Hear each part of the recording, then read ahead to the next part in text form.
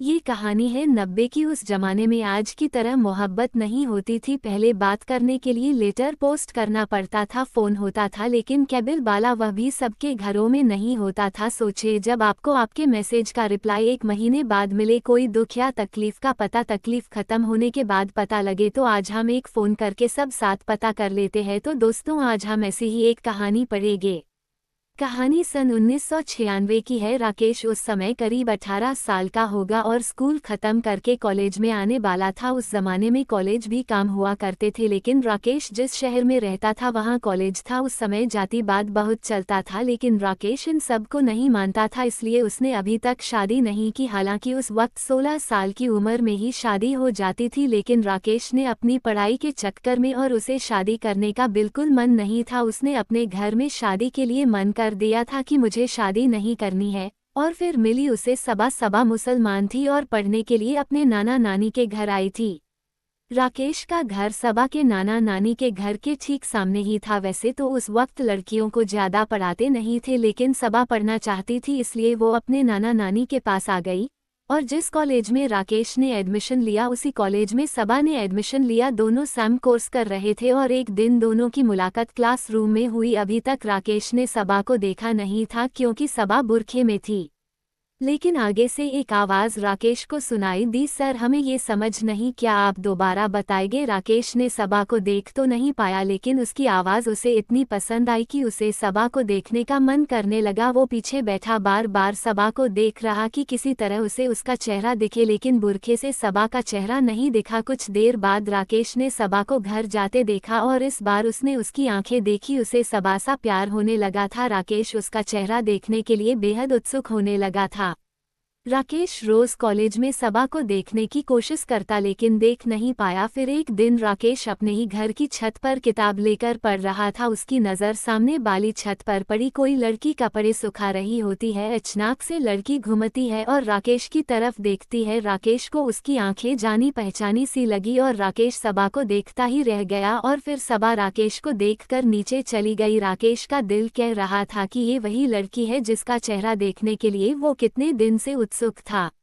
राकेश हाल ही सामने सबा के नाना नानी के घर जाता है। राकेश को सबा के नाना नानी अपने पोते जैसा ही मानते थे और राकेश उन्हें अपने दादा दादी जैसा। कोई भी मुसीबत होती राकेश उनकी मदद करता, क्योंकि उनके बच्चे उनसे अलग रहते थे। जैसे ही राकेश गया और दादी के गले लगते हुए बोला, बहुत भूख लगी है दादी, जल्दी कुछ खाने को दे दो। दादी हंसते हुए बोली, आ गया शैतान, चल दादाजी के पास बैठ, मैं खाना लेकर आ रही हूँ। सबा उसे चुपके नज़र से देख रही कि इसे नानी इतने प्यार से बात क्यों कर रही है। दादाजी अखबार पढ़ रहे थे। राकेश उनके पास बैठा उनसे बात कर रहा था। तभी सबा आती है और राकेश उसे देखता ही रह जाता है। दादाजी कहते हैं, ये सबा है, हमारी बेटी की बेटी। और सबा, ये राकेश हमारा बच्चा बहुत ध्यान रखता है हमारा। राकेश सबा को देखकर खुश हो जाता है और उसके होश उड़ जाते हैं। तभी दादी उसे खाना खाने को कहती है। राकेश कहता है, सबा तो हमारे कॉलेज में मेरी ही क्लास में पढ़ती है दादी। दादाजी कहते हैं, अरे ये तो और भी अच्छी बात है, सबा को साथ लेकर जाया करो कॉलेज। राकेश ठीक है कहकर चला जाता है।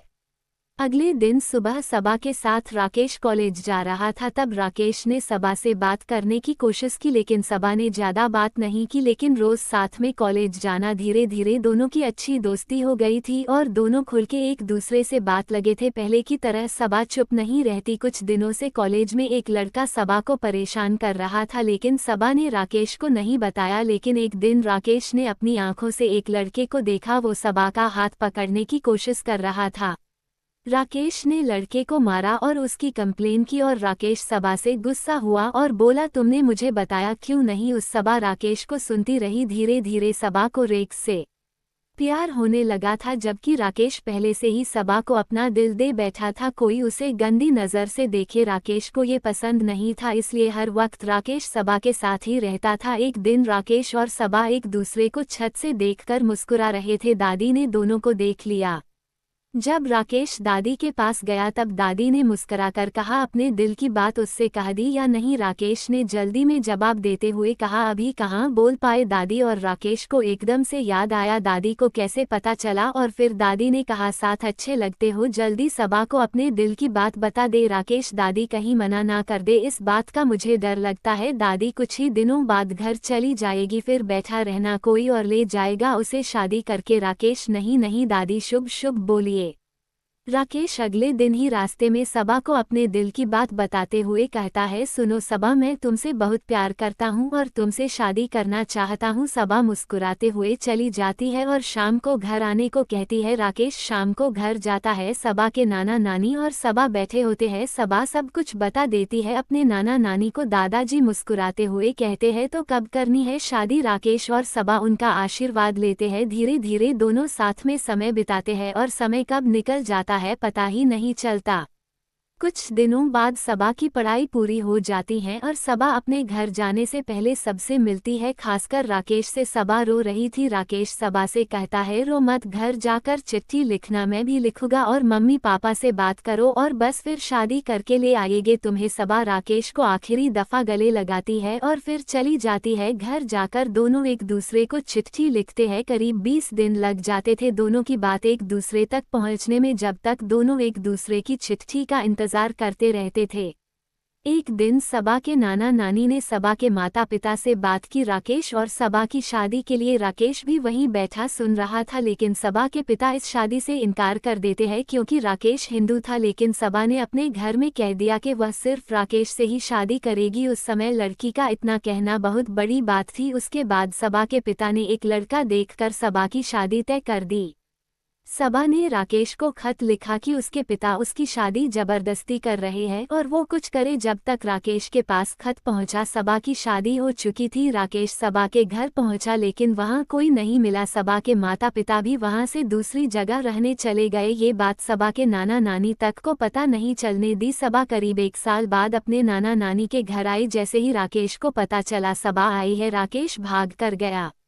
राकेश ने सबा को देखा, सबा नजरें झुकाए खड़ी थी। उसने राकेश को नहीं देखा क्योंकि अगर वह राकेश को देखती तो फिर वापस नहीं जा पाती, फिर दुनिया उसे कलंकित कहने लगता। सबा के आंखों के नीचे काले गड्ढे पड़ चुके थे। सबा चेहरा देख राकेश समझ गया था कि सबा वहां खुश नहीं है, इसलिए राकेश ने सबा से कहा अब यही रहोगी ना, वहां मत जाना, अब हम शादी कर लेंगे। सबा ने राकेश से कहा आखिरी बार माफी मांगने आए हैं, हमें माफ कर देना, अब हम किसी और के हैं, वो हमें जैसे रखेंगे वैसे हमें रहना पड़ेगा। सबा इतना कहकर चली गई। राकेश बस रोता रह गया। सबा सारे जुल्म सहती रही बिना कुछ बोले और राकेश की मोहब्बत अपने दिल में दबाए बैठी रही।